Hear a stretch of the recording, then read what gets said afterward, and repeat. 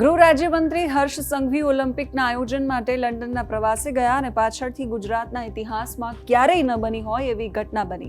Police વિભાગની જ એક એજન્સી દ્વારા પોલીસ વિભાગની જ બીજી એજન્સી પર દરોડા પાડવામાં આવ્યા. સીઆઈડી ક્રાઇમની કચેરીમાં સ્ટેટ મોનિટરિંગ સેલની ટીમે દરોડા પાડ્યા અને સર્ચ ઓપરેશન ચલાવ્યું, જેનાથી આઈપીએસ અધિકારીઓ વચ્ચે ચાલતી આંતરિક હરીફાઈ નહીં પણ આંતરિક દુશ્મનાવટ સામે આવી. હવે જેવા ગૃહ રાજ્યમંત્રી વિદેશથી પરત આવ્યા એટલે તરત જ એમણે અધિકારીઓના ક્લાસ લીધા અને એને શું કહ્યું એના વિશે વાત કરીશું. નમસ્કાર, આપની સાથે હું સેજલ.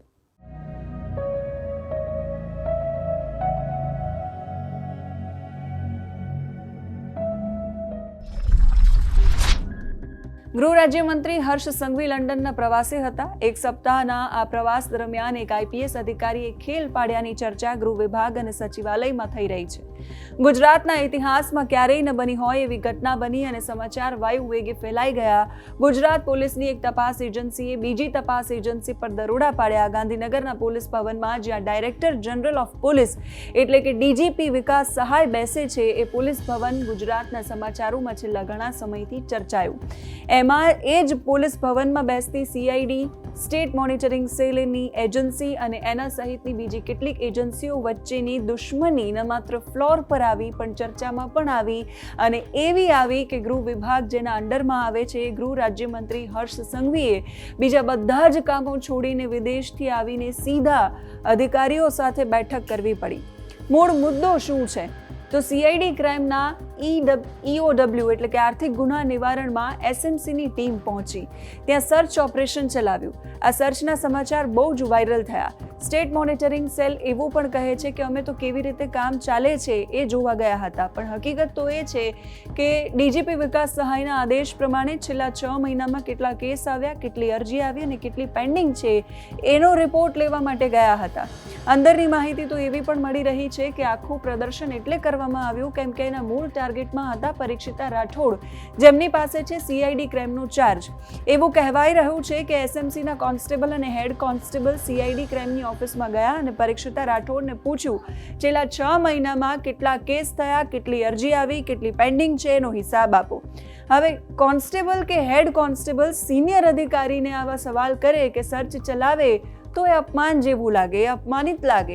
પરીક્ષિતા રાઠોડ સિનિયર ડીઆઈજી છે, એમની પાસે એસએમસીના કોન્સ્ટેબલ અને હેડ કોન્સ્ટેબલ આવીને એવું કહે કે તમારી પાસે 6 મહિનામાં કેટલી અરજી આવી એનો રિપોર્ટ આપો તો આ બહુ જ અપમાનજનક સ્થિતિ હોય. કોઈ સિનિયર અધિકારીએ ત્યાં જવું જોઈએ, ત્યાં જઈ શક્યા હોત પણ ઇરાદાપૂર્વક દરોડા પાડવામાં આવ્યા એવું સામે આવ્યું. આખી ઘટના પછી પરીક્ષિતા રાઠોડ નારાજ થયા અને એમણે એસએમસીના કર્મચારીઓને એવું કહ્યું કે તમે લોકો અત્યારે જાઓ, ગૃહમંત્રી અને મુખ્યમંત્રી સાથે હું વાત કરી લઈશ સીધી જ.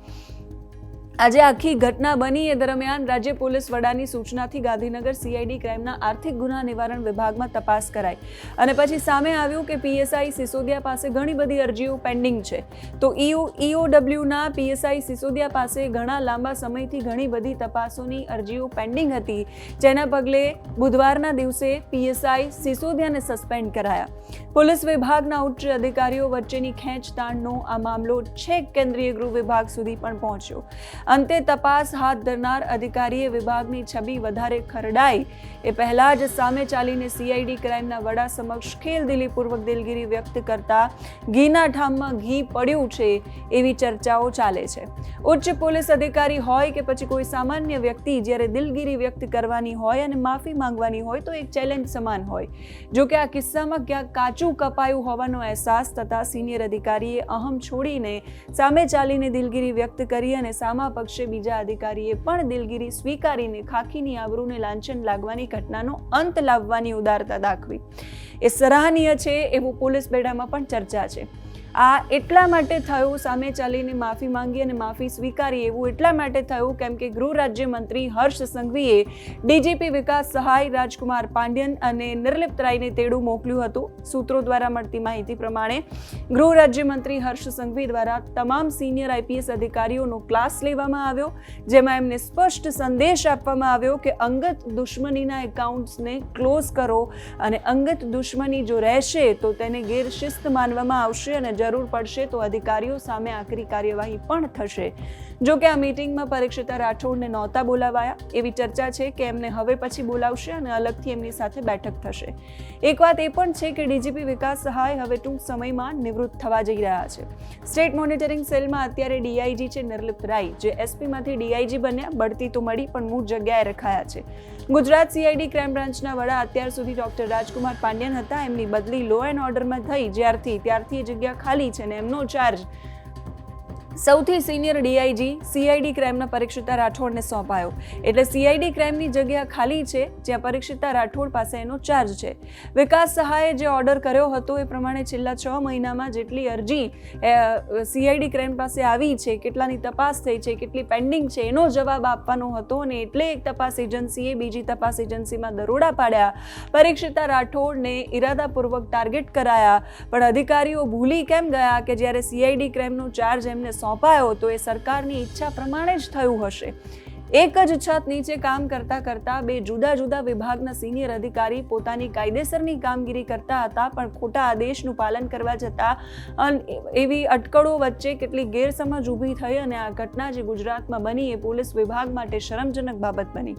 બે ડિપાર્ટમેન્ટ વચ્ચે હરીફાઈ હોય તો સમજ્યા, હરીફાઈ હોવી પણ જોઈએ, પણ અહીંયા તો દુશ્મની છે. અને ગુજરાત પોલીસમાં ચાલતી આંતરિક દુશ્મનીનું આ વરવું પ્રદર્શન હમણાં છેલ્લા 2-3 દિવસોમાં થયું, જેણે ન માત્ર ગુજરાત પોલીસ વિભાગનું પણ ગૃહ વિભાગનું પણ નાક કાપ્યું છે. હાલ તો મામલો થાળે પડ્યો છે, પણ હજુ પરીક્ષિતા રાઠોડને બોલાવવાના બાકી છે, એમની સાથે બેઠક કરવાની બાકી છે. એના પછી શું સામે આવે છે જોવું રસપ્રદ રહેશે. તમને શું લાગે છે આ ઘટના પર એ કમેન્ટ કરીને કહેજો. અત્યારે આ વિડીયોમાં બસ આટલું જ. નમસ્કાર.